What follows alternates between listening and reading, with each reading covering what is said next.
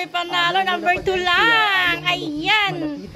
332,977. Samantalang si Trelaling, 222,099.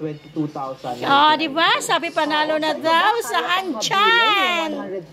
Yehey! Almost 80%. Ayan ang ganti kay Tatay Digong. Sigurado kasi dito sa diba panalo si Tatay Digong sa kasi ang binabantayan natin ay election returns hindi yung Davao, pati si Sebastian. Congratulations kay President Duterte. Mayor na siya ngayon ng Davao. 617,123 ang kanyang panalo. Samantalang ang kalaban ng Nograles 75,000 lang nilampaso. Sabi ko sa inyo sulit. Ayan.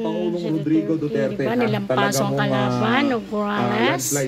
At ito si Baste 606,566 votes. At ang kalaban si Al-Ak Vernie 74,000 lang. Parang pareho sila, 75 lamang lang ng 1,000 plus. Diba? O pareho 1,000 lang ang lamang ng kaano niya na si Nograles.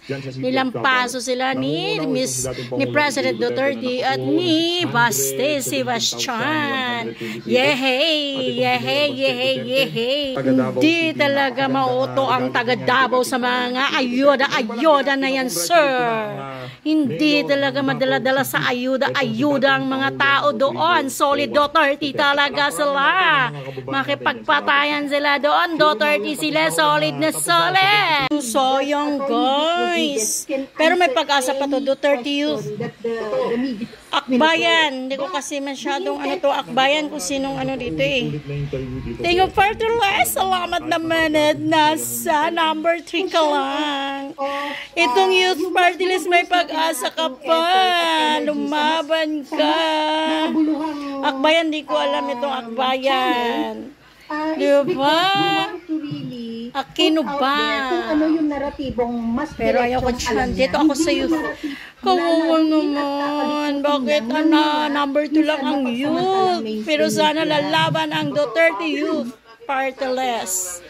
Gusto ko yan. Sila manalo. Isko Moreno sa Maynila, panalo. 554 554 and 400. 554,401. At si Lacuna, number 2 ay 196 lang. 42. Talo.